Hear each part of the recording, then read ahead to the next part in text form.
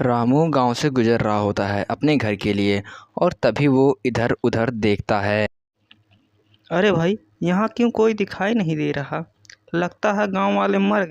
इतना कहने के बाद रामू अपने रास्ते पे जाने लगता है और वो है एक जंगल में पहुंचता है।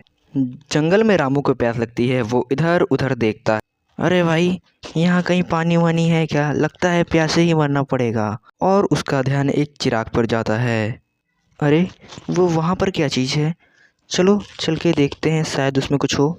इतना कहने के बाद रामू वहाँ पे जाता है और उस चिराग को उठा के मुड़ता है और गलती से उस चिराग को देखने के बाद वह उसे रगड़ने लग जाता है।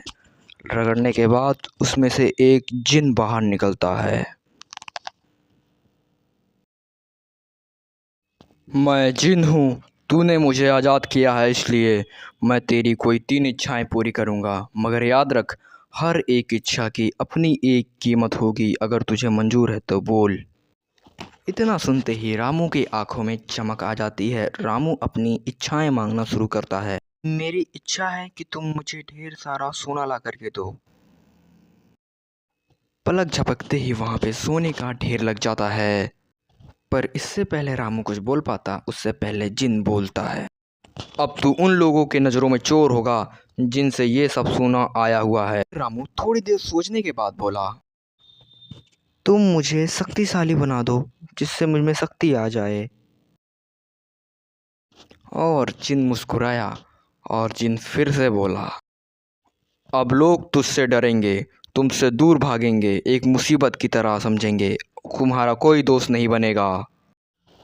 ये सुनने के बाद रामू घबरा जाता है और विचार करके बोलता है, मेरी आखिरी इच्छा ये है कि तुम मेरी पहली इच्छाएं वापस ले लो, मुझे साधारण ज़िंदगी ही जीनी है। और फिर जिन बोला, तो बहुत ही अच्छी इच्छा है तेरी, मैं ज़रूर पूरी करूँगा।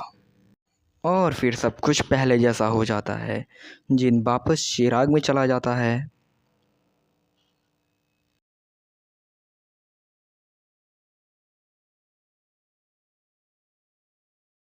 रघु ने जहाँ से चिराग उठाया होता है वो उसे वहाँ वापस रख देता है। सीख, हर इच्छा की एक कीमत होती है।